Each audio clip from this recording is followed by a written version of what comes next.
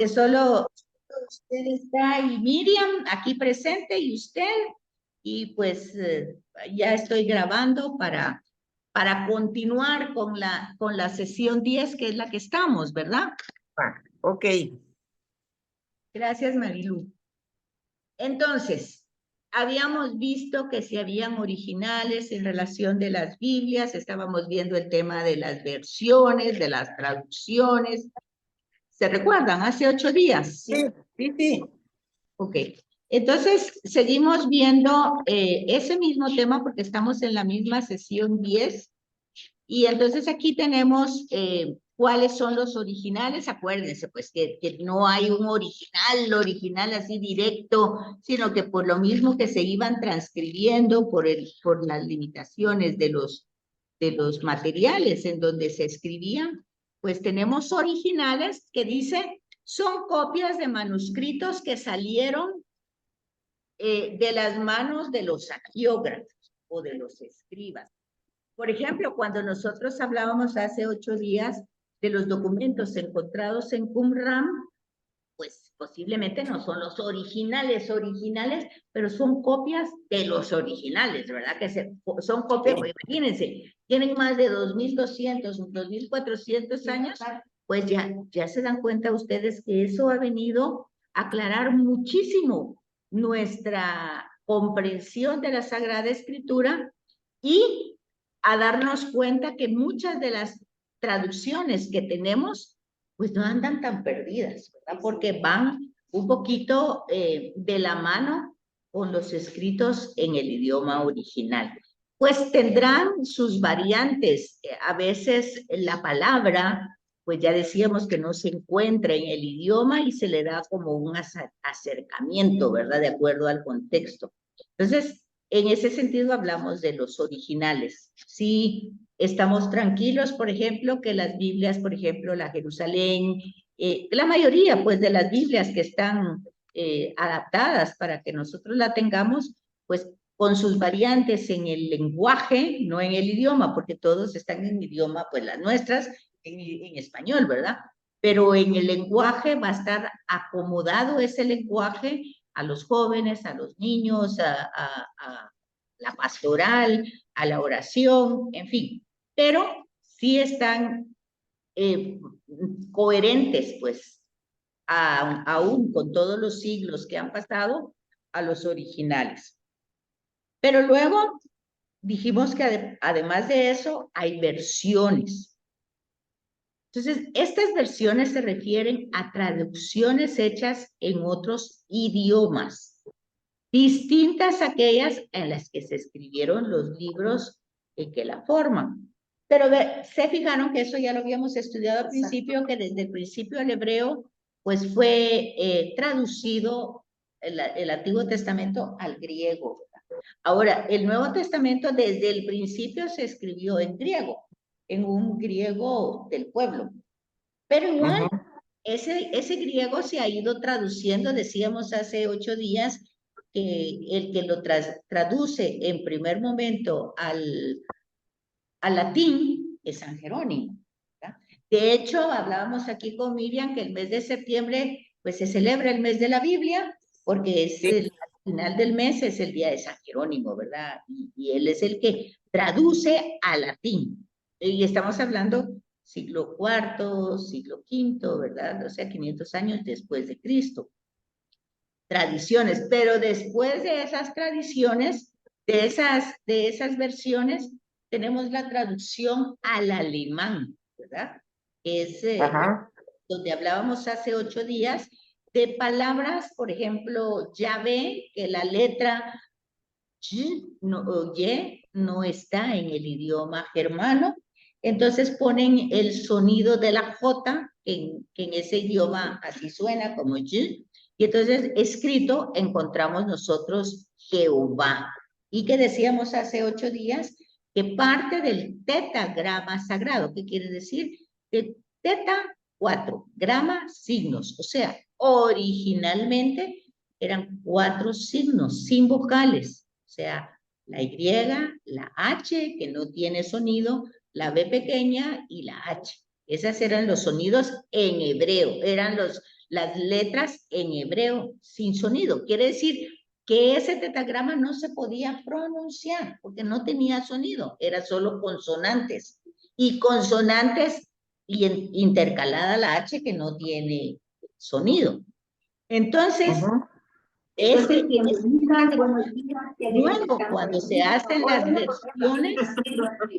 luego cuando se hacen las versiones, pues entonces vemos que esas versiones ya van a tener las traducciones adecuadas, ¿verdad?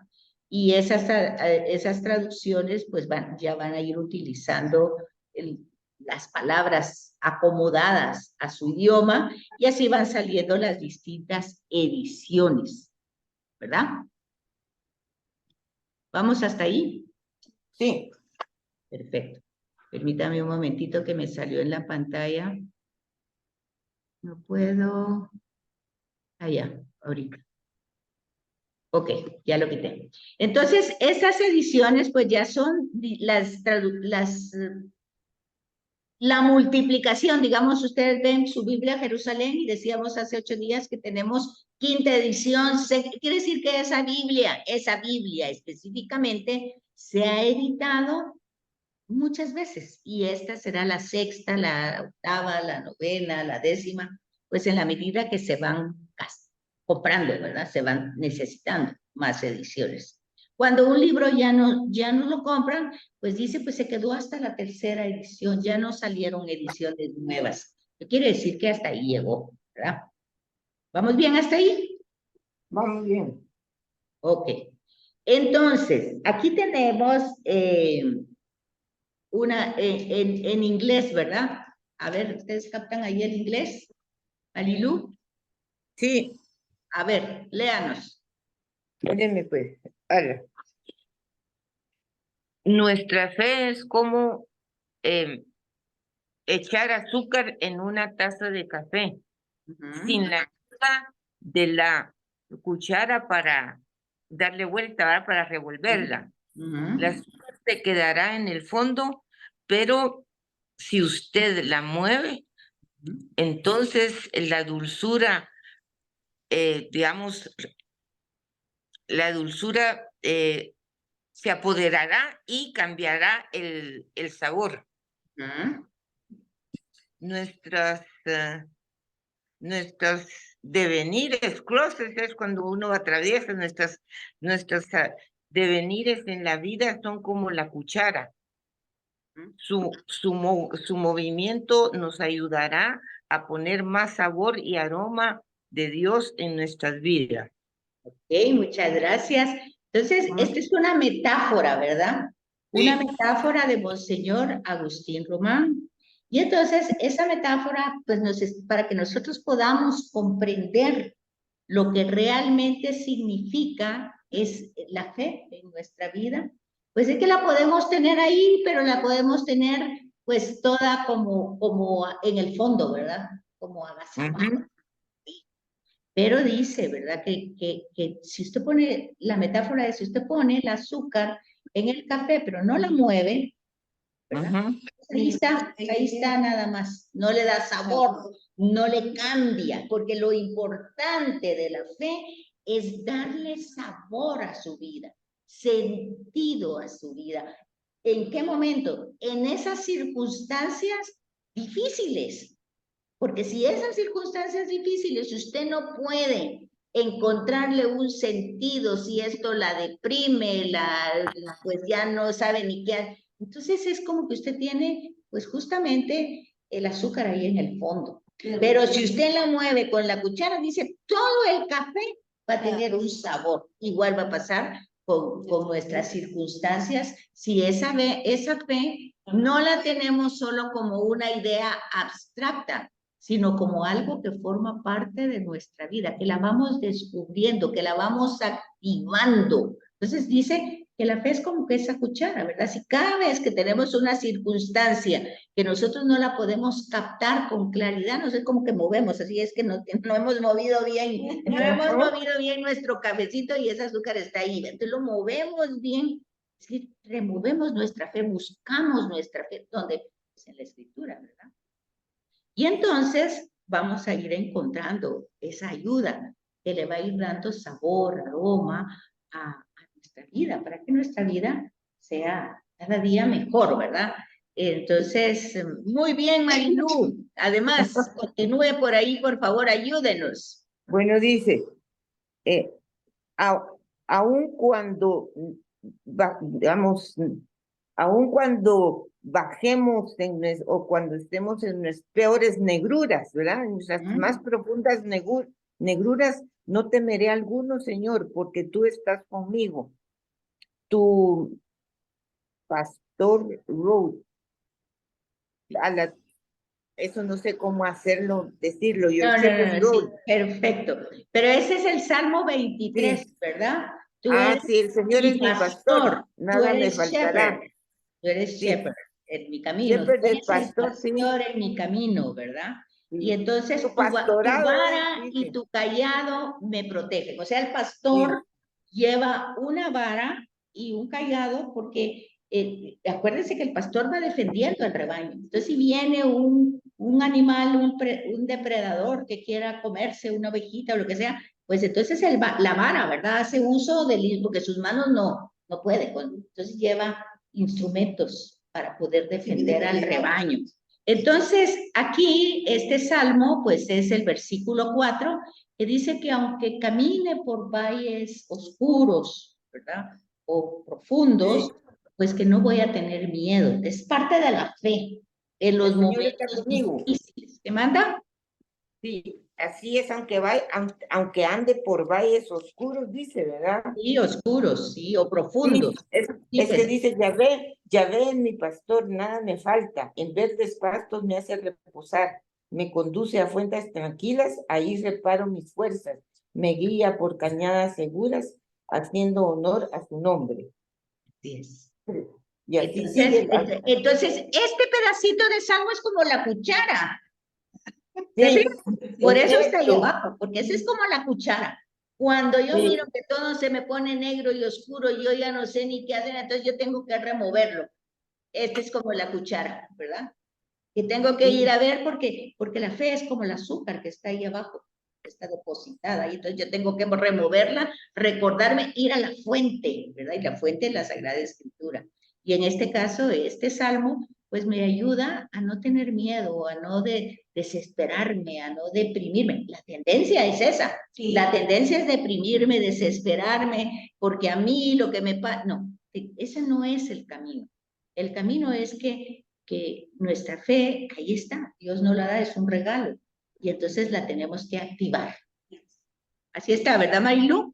Sí, sí, al final, como este es mi salmo favorito, entonces dice, preparas ante mí una mesa a la vista de mis enemigos, perfumas mi cabeza, mi copa rebosa. Y lo que acaba de decir, usted está súper bien, dice, aunque fuera por valle tenebroso, ningún mal temería, pues tú vienes conmigo, tu vara y tu callado me sostengan. Sí, es un salmo precioso realmente, sí. pero lo importante es ponerlo, activarlo en la vida. Por eso les digo, es como la cuchara, ¿verdad? Que lo activa, no es solo tenerlo allí en el libro y guardarlo y ahí está. Y qué lindo, sí. Que sí, es todo eso, ¿verdad? Sino que es, fíjense bien en la metáfora, es la cuchara que remueve el azúcar que está en el fondo de la tacita de café. Entonces, pero eso dígase de este salmo y dígase de las parábolas, de los mensajes, todo está ahí. Entonces solo lo tenemos que activar en el momento en que lo necesitamos. Sí. Nunca se me había ocurrido esa metáfora, es excelente.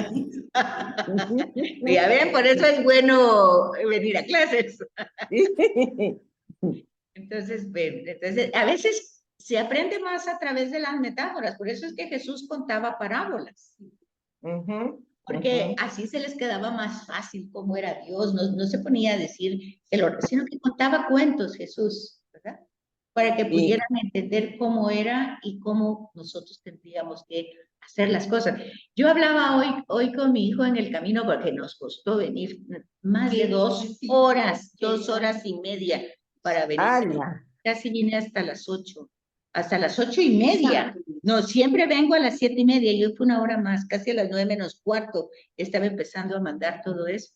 Y venía hablando yo con él y le digo yo, qué cosa más triste todos los que pasan, hablándole del mundial de femenino de fútbol y el pobre. ¡Ay, sí! ¡Ay, no! El pobre ¡Qué señor, escándalo! le digo yo, este señor es chivo expiatorio. Y me dice él, no, mamá, este señor ha hecho lleno, no importa, le dije yo, no importa, pero la historia, y le puse varias, te pongo a Clinton y cómo lo encontraron y no le pasó todo lo que le está pasando a esto. Te pongo al mismo Trump ahorita, lo que te lo voy a poner. Sí, y mira, él sí. sacó su cara de preso en todo. No, este señor es un chivo expiatorio del feminismo, le digo yo. Y qué cosa más terrible tener los juicios sin Dios, porque ahí Dios está totalmente fuera de todo eso. Ese señor hay que matarlo, y si hay que matarlo queda poco, ¿verdad? Quedará en la historia eso. Pero es como ver el chivo expiatorio. Dígame si no, Marilu.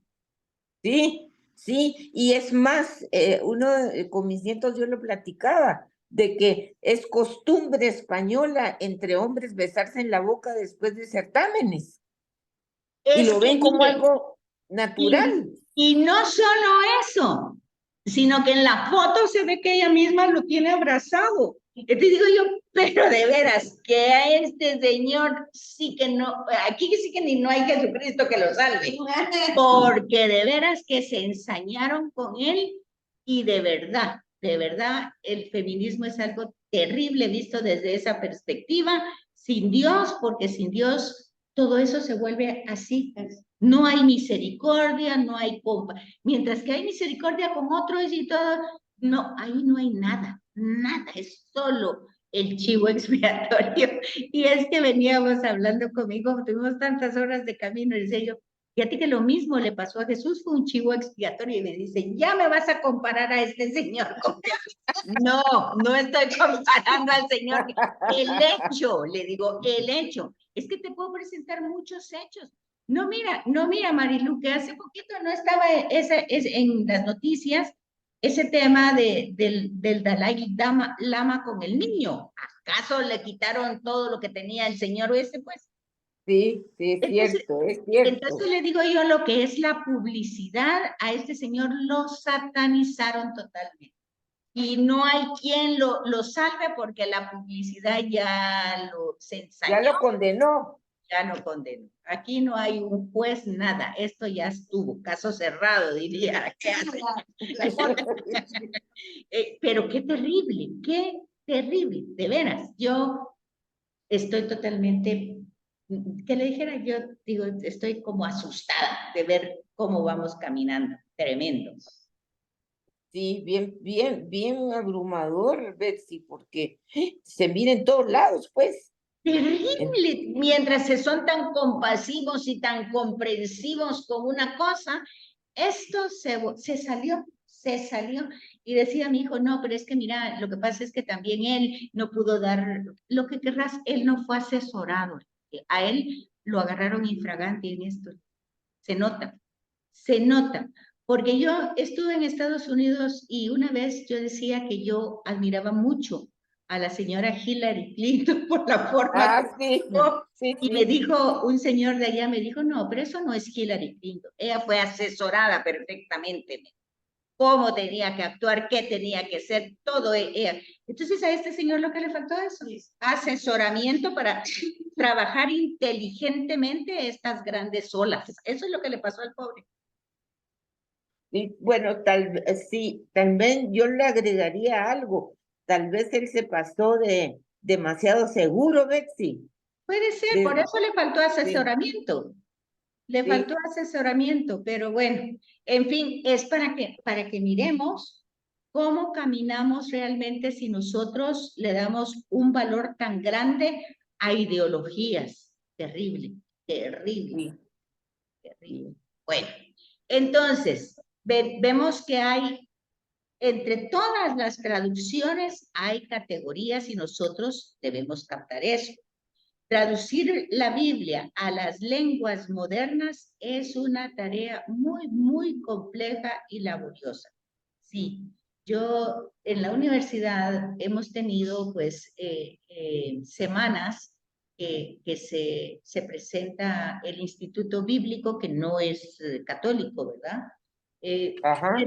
Pero que ha hecho todas las traducciones que hay incluso en Guatemala. La Biblia está traducida en los distintos idiomas indígenas. Tienen versiones, recuerdo yo la última vez que estuve en esa reunión, que tenía más de 25 traducciones a idiomas indígenas, dejando idiomas que el quiché, el cachiquel, todos estos que son muchísimas, la verdad es que uno desconoce todos los que son ya idiomas, ¿verdad? Que no se trata que sean lenguas o dialectos, no, son idiomas ya considerados y vistos desde esa perspectiva. Entonces, decían ellos cómo traducirla a estos idiomas que en muchos es un lenguaje pues precolombino, ¿verdad? Muy primitivo en América, ¿verdad? Entonces son palabras de veras donde no, ni siquiera, por ejemplo, el cordero era un animal que no conocían, pues, que no pertenece a su lenguaje. Porque ni siquiera, acuérdense que ellos no conocían el caballo, no lo conocían en su lengua nativa. Luego ya con el descubrimiento y la conquista, pues habrán muchas cosas incluso los viñedos, pues no forman parte de nosotros, ¿verdad? Todo eso decía ellos para explicar la Eucaristía, para explicar el Cordero de Dios, que es difícil, no solamente porque en su idioma no existe esa realidad, sino porque después, ¿cómo traducir eso? Sí. Una pregunta, Betsy. Tengo entendido de que los judíos leen la Biblia solo en hebreo. Sí, por supuesto. Y en rollos. Todavía tienen rollos, pero ya tienen libritos, pero cuando se lee en la sinagoga es en rollo. Ya. Y si lo abren así, bueno, pues obviamente ya no son rollos manuscritos, ya son impresos. Pero sí lo tienen como que fuera una joya. ¿Se recuerdan ustedes aquella esencia de perfumes que venían de Francia? ¡Ay, hace siglos! Cuando yo nunca lo recibí, pero mi tía le traían unos perfumes y venían chiquititas, que venían en unas bolsitas de terciopelo preciosas. Sí. Eran como una joya. Bueno, así guardan ellos el rollo, como que fuera una gran joya y en un lugar pues extraordinario, es como que fuera un armario, pero está decorado y es de madera del cedro del lis. Pues todo es una joya, pues lo que tienen, y lo sacan con toda una reverencia. Y luego, así como pasan ¿cómo es cuando pasa? No, pero no el copón, sino el Santísimo Sacramento. El Santísimo, que lo pasan, ellos la custodia, sí, ellos pasan después de la celebración el gran rollo, pero es muy grande, es así bien, como del tamaño de un niño de unos 3 años, es así grandote. Y entonces lo van cargando y las personas como lo van. Entonces pasa todo eso, ¿verdad? Pero aparte de ese problema que vemos de los idiomas, también están los géneros literarios. ¿Se fijan? Ahorita acabamos de utilizar una metáfora. Ese es un género literario, ¿verdad? Que cuando se habla, acordarse de que todas estas tradiciones fueron orales en su origen, cuando se hablan, pues no se le pone tanta importancia que cuando se lee, porque cuando se lee, pues ya uno impregna el texto con su voz, con su expresión, con muchas cosas. Muchas veces dice, por ejemplo, que usted puede escribir una nota, decir, por ejemplo, por favor, si se va, déjeme en la mesita el dinero, por ejemplo. Usted deja escrito esa nota. Pero si alguien lo va a leer y de repente viene enojado y todo y lo lee en otro tono, ¿verdad? Deje, ni siquiera lee el por favor en la prisa, ¿verdad? Deje el dinero en la mesita. Bueno, ya le dio otro tono, ya le dio otra interpretación, ya le dio otro sentido.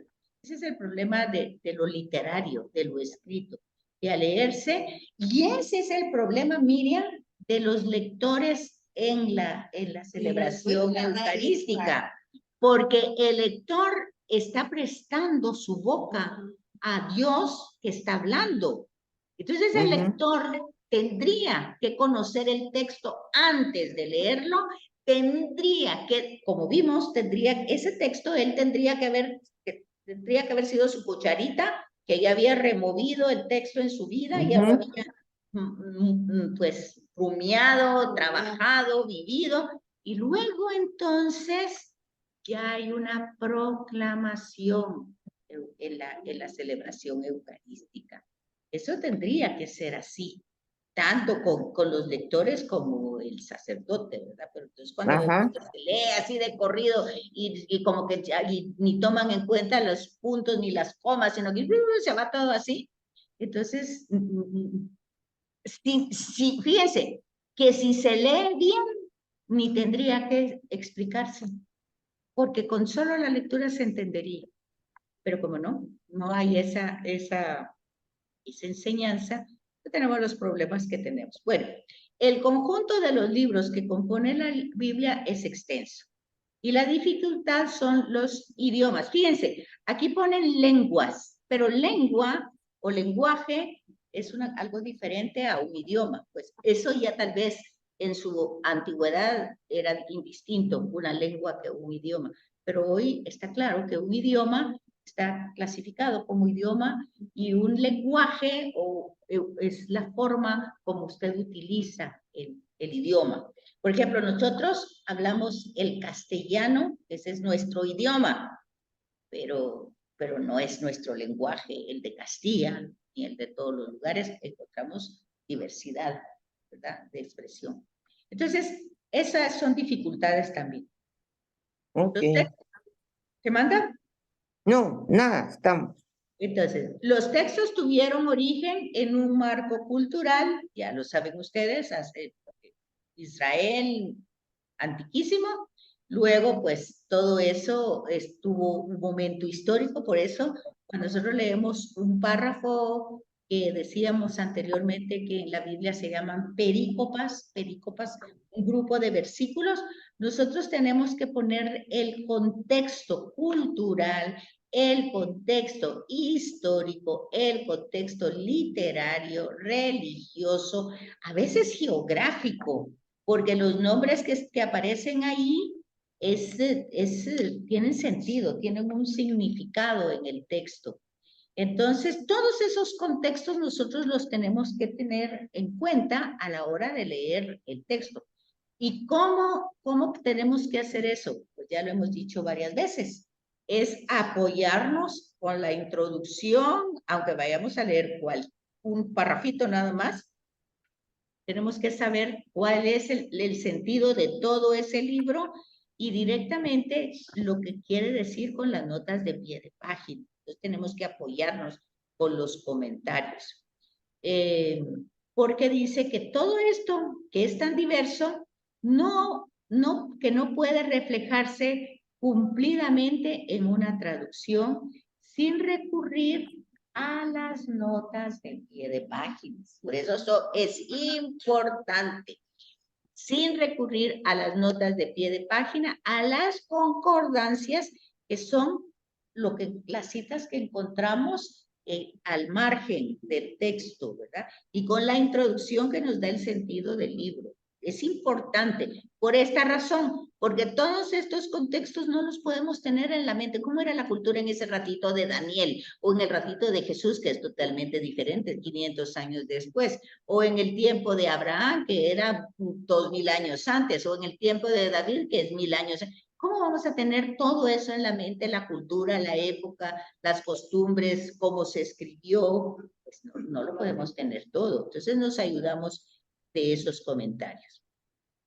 La mayor parte de los textos bíblicos no fueron escritos para lectura privada, porque todo eso se leía en la comunidad. Acuérdense que dijimos que comunidad es asamblea, y que asamblea en griego se dice eclesía, y que la tradición a nuestro idioma es iglesia. Pero ya ven ustedes que, por ejemplo, para nosotros iglesia es la casa, ¿verdad? Voy a ir a la iglesia. Ahí ya cambiamos la interpretación. Por ejemplo, cuando en latín, cuando la misa era en latín, terminaba diciendo ete misa es, así terminaba. Y eso significaba el envío, o sea, fuimos a escuchar a la palabra de Dios, y esa palabra de Dios o Dios ahora nos envía, ete misa es, nos envía a que lo hagamos fuera. Ese era el sentido. Ahora eso nosotros ya vamos a misa. O sea,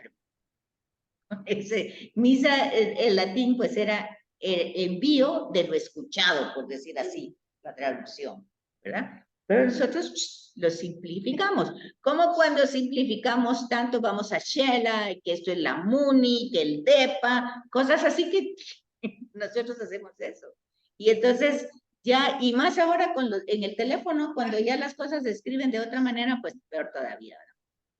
Entonces, por eso dice, los textos bíblicos no fueron hechos, no fueron escritos para así, como cada uno lo voy a leer en mi casa con mi Biblia. No era así. Acuérdense ustedes que la dificultad de tener un escrito era tan caro y tan difícil que solo había uno, y que ese se tenía que leer en la comunidad, ¿verdad? Sí. Entonces no era para que cada uno tuviera su Biblia. Eso se ha hecho a partir, no muy lejos, pues, cuando sí, pues, de la imprenta. Entonces, de la existencia de la imprenta, pues ya se ha dado esa facilidad. Y para nosotros los católicos, todo eso también después del protestantismo, porque ellos fueron los que empezaron a manejar primero la Biblia que nosotros hasta después de Vaticano II. Antes de Vaticano II, nosotros solo teníamos la historia de la salvación, o sea, las historias, que esas eran las que se nos enseñaban en los colegios, ¿verdad? Y sí, una pregunta, Betsy, ¿a qué se debió esta decisión de parte de la iglesia? ¿Cuál decisión? ¿De no tenerla o de tenerla? De no tener contacto con la Biblia, nosotros los católicos, a diferencia de los protestantes, que ese era su pan de todos los días, pues. Bueno, lo que pasa es que nos damos cuenta que la dificultad de tener nosotros acceso a la Biblia es que necesitamos una formación para poderla interpretar. Si no pasa exactamente lo que les pasa a los protestantes, que tienen millones de interpretaciones y por eso tienen millones de sectas. O sea que el criterio era bueno, porque para conocer la escritura, para poderla leer e interpretar, necesitamos una formación. Entonces, al no tenerla, cada quien opina. Por ejemplo, podemos leer un párrafo y decimos, ¿qué piensa usted? ¿Qué dice ese? Pues yo digo tal y tal. ¿Y usted qué piensa? Pues yo tal y tal. Okay. Aquí no pasa así. La iglesia es la que interpreta, el magisterio. Y por eso no teníamos Biblia personal, ¿verdad? Porque para eso necesitábamos a un sacerdote al lado nuestro que nos estuviera diciendo la interpretación. Pero Vaticano II, y justamente por un desarrollo protestante, porque ya les decía hace un rato, el Instituto Bíblico pues es protestante, ¿verdad? Ellos empezaron a reproducir los Nuevos Testamentos y a regalarlos por todos lados, solo el Nuevo Testamento. Y regalado en misiones, ellos llevaban regalados todos eso a todos lados. Entonces, Vaticano II, el concilio, pues entonces dio la apertura, pero dio la apertura primero por la formación, porque ya nos permitió que nosotros pudiéramos estudiar. De hecho, yo estudié en el Teologado Salesiano, que es un seminario de los salesianos, ¿verdad? Entonces, yo ya entré a estudiar con los que iban a ser sacerdotes. Eso lo permitió Vaticano II, pero eso, yo fui en el año 83, imagínense. Pero el Concilio Vaticano terminó en el 68, 78. Bueno, yo fui casi a los 15 años de eso. Pero ya habían habido laicos, no muchos, pero sí algunos que hubieran querido ser sacerdotes y por razones no habían sido, terminaron sus cursos porque Vaticano se los permitió, el concilio. Pero eso fue algo que fue a partir del 68. Y en el 65 terminó el concilio y se fue abriendo. Lo primero que se dio, si ustedes mal no recuerdan, fue aquellas Biblias grandotas que tenían láminas y que la gente las compraba y las ponía como que era un santo más, hasta con una veladora, ¿verdad? Sí. Entonces, pero la gente no las leía porque existía así como que, o solo las tenía ahí como adorno, porque eran muy lindas, ¿verdad? Con láminas preciosas. Entonces, lo que se ve con claridad es como dice, una espada de dos filos. ¿Por qué? Es necesario conocer la Escritura porque es la única manera de conocer a Dios. Ahí se revela Él. Pero eso es necesario estudiar. Sí. Y estudiar un poquito. Y acuérdense ustedes que los mandamientos de la iglesia, ¿cómo ser buen católico hace 50 años, 60 años? ¿Cómo ser buen católico? Oír misa entera todos los domingos y fiestas de guardar. Confesarse una vez al año por Pascua Florida. Comulgar cuando lo manda la Santa Madre Iglesia. Pagar diezmos y primicias a la iglesia de Dios y dar, no sé qué, la quinta. Limosna. Limosna, sí. Entonces, eran 5 cosas y en esas 5 cosas no había estudiar. No había. Por eso hoy cuesta tanto. Miren ustedes todos los recursos que aquí perdemos. Aquí solo Miriam, Marilú. Miren, y tanto que podrían aprovechar. Pero esto, las personas dicen, pero pues si antes no se tenía que estudiar, ¿por qué hay que estudiar tanto y aprender tanto y todo? Entonces, bueno, antes era solo la doctrina, era la catequesis, eran los catecismos chiquitos, eso también no le pasa a la gente. Si antes el catecismo era de este tamaño, ¿por qué hoy es un gran ladrillo? Dice la gente. Sí, es cierto. ¿Qué manda Marilu? Es cierto, yo me recuerdo que cuando me hice mi primera comunión me regalaron un catecismo que ni llegaba a las 50 paginitas y hoy el que compré este año es enorme, pues. Es un blog, dice la gente, pero si antes batía uno el catecismo en la bolsa y ahí lo tenía, y ahora es un gran blog que nunca lo voy a leer, solo de ver el tamaño no lo leo, dice la gente. Bueno, pues es que lo que pasa es que nuestra fe es una fe que se ha venido desarrollando a través de 2000 años. Y aquel catecismo estaba hecho porque la gente no sabía leer y escribir. Y entonces los laicos, porque generalmente se hizo por laicos, digamos Santa Luisa de María, que es la fundadora con San Vicente de Paúl, de las Hermanas de la Caridad, ¿qué estamos hablando? 1800, 1700.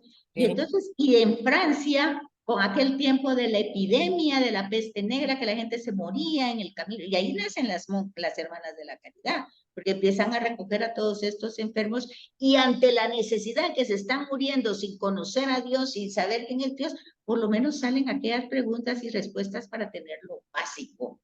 Y así van saliendo en distintos lugares, ahí fue en Francia, en España, en otros lados, van saliendo preguntas y respuestas muy chiquititas, ¿verdad? Muy sencillas y muy bonitas, porque la verdad, a mí no se me olvidan esas preguntas. Y entonces, y cuando veo en el estudio, pues se sintetizaban muy bien lo que querían decir. El problema es que solo no las enseñaban como de memoria, ¿verdad? Y las oraciones de memoria, y todo era de memoria, como así se enseñaba todo antes.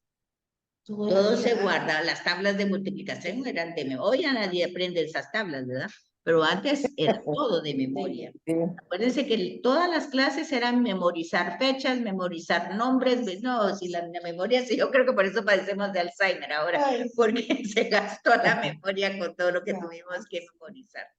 Pero todo eso, en su contexto histórico, tuvo un sentido.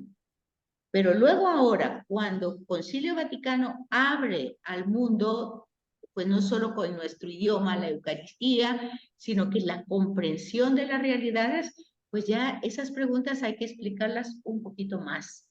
Por eso el catecismo es tan grande, por todo lo que se va a tener, ¿verdad? Que ahora ya, si era con un objetivo de trabajarlo en comunidad, proclamado en un auditorio, ahora es en privado. Entonces, ¿a quién tenemos si a las 11 de la noche estamos leyendo ante una angustia un texto y no tenemos a quién? Pues tenemos que tener la formación. Entonces, ¿cuál es la conclusión? Cada traducción requiere de una interpretación, porque los idiomas no se traducen simétricamente de uno a otro. El traductor debe interpretar el significado original y expresarlo mediante una fraseología equivalente, respetando al máximo el espíritu y la letra con que se escribió. Imagínense, fueron los del Antiguo Testamento escritos, pues, digamos que para ser sintético, 500 años antes de Jesús, después del regreso de Babilonia, 400 años, empieza a escribir el Antiguo Testamento. Claro, ya habían otros escritos posteriores, pero acuérdense que con el exilio todo eso se pierde. Entonces, ya ahí tenemos un hebreo con solo 22 consonantes, sin vocales, muy sencillo, muy sencillo. Y luego, bueno, conforme se va desarrollando la civilización y los imperios que van entrando, fíjense, solo piensen el imperio persa, el imperio griego, el tiempo de, solo con pensar en el griego, pues de ahí ya llega un gran pensamiento, una manera de desarrollar el pensamiento. Y luego el romano, pues con otras implicaciones, pues ya se dan cuenta ustedes cómo estas traducciones pueden ir siendo algo muy complicado para encontrar el verdadero espíritu y la letra original. Entonces podemos ver esas interpretaciones y traducciones, ¿verdad? Cuando nosotros leemos el texto y le damos un sentido literal a la traducción, entonces podemos exagerar, decir, confundir la literalidad. Sobre todo, por ejemplo, así como que ahorita que tuvimos esa metáfora en inglés, que si yo me pongo literalmente a traducir letra por letra, Marilú, por ejemplo, leía y le iba dando equivalente, ¿verdad? No hizo una traducción literal, sino que iba dando el equivalente, que es una dinámica, un esfuerzo, ¿verdad? Que ella iba haciendo, y entonces nos iba dando el sentido. Mientras que si se hace literalmente, pues entonces se desvirtúa el sentido, Marilú, ¿o no? Sí, total. Totalmente. Hay una frase que ayer le estaba yo repitiendo que dice, no se puede sacar al texto del contexto. Exacto. Porque si usted saca el texto, si usted saca el contexto del contexto literario, ¿qué quiere decir eso? Que el contexto es un poema, o es un canto, o es un himno, que lo que decíamos en Génesis 1, que es un himno. Si yo saco esa pieza y la empiezo a leer como algo histórico que pasó en 7 días, bueno, ya cambié todo el significado. Ya no lo leí en su contexto original, que es un himno, ¿verdad? Entonces ya todo le di otro sentido totalmente absoluto, distinto. Y entonces es donde la gente decía, no, lo que pasa es que antes un día duraba como saber cuántos siglos, ¿no? Ya me cambié toda la historia, ¿verdad? Porque decía, como el día, ahí dice 7 días, sí, pero es que los días no eran como ahora. Antes duraban como 5 siglos, 20 siglos, no. No, ¿verdad? Y ahí ya cambiamos la interpretación. Y entonces, aparte de eso, lo que decíamos anteriormente, las traducciones contemporáneas. Cuando vemos que en muchos idiomas no existían las palabras porque simplemente no existían esos animales o esas plantas, Hay que conocer los procesos. Por ejemplo, para ahora es muy fácil que el tomate, que la cebolla, que el ajo, pero antes el solo hecho de la sal. Fíjense ustedes que la palabra salario viene de sal, porque se pagaba la gente con la sal, porque no habían refris, ¿no? Y la gente pescaba y ¿qué se le iba a arruinar todo el pescado de un día para otro en aquellos lugares tan calientes? Entonces la sal hacía la función de prevalecer el producto para que no se perdiera. De ahí vean cuando Jesús dice, ustedes son la sal del mundo. Hay que entrar en ese contexto de esa cultura. Hoy, como ya no usamos sal, sino usamos sazonador, pues entonces tendríamos que decir, ustedes son el sazonador. ¿Se dan cuenta? Es que es una cosa que uno tiene que ir comprendiendo el contexto. Imagínense que, por ejemplo, yo soy la luz del mundo, ustedes son la sal y la luz no se hizo, dice Jesús, para ponerla abajo de una mesa. Bueno, es que no había luz eléctrica. Entonces hay que entender también el costo y el valor de una vela, porque ahora pues la tenemos para, no sé, para ir a ponerla a la iglesia, pero antes no se veía nada, totalmente oscuro todo. ¿Ya? Todos esos son los contextos históricos, los contextos culturales, los contextos literales que tenemos que ir viendo y cómo van cambiando esas realidades con nosotros. Entonces, la interpretación literal es imposible. Eso es lo que se refiere a sacar el texto de contexto, que no comprendemos toda esa realidad. Imagínense, ¿ustedes sabían que la palabra salario venía de la sal y que antes en la antigüedad se pagaba con sal? Sí, yo sí. Para dar cuenta, imagínense, aquí está su salario, 1 libra de sal. Sí, era el equivalente hoy de lo que vale el oro. ¿Verdad? La sal era más valiosa. Sí. Y las especies, imagínense ustedes lo que significaba cada especie.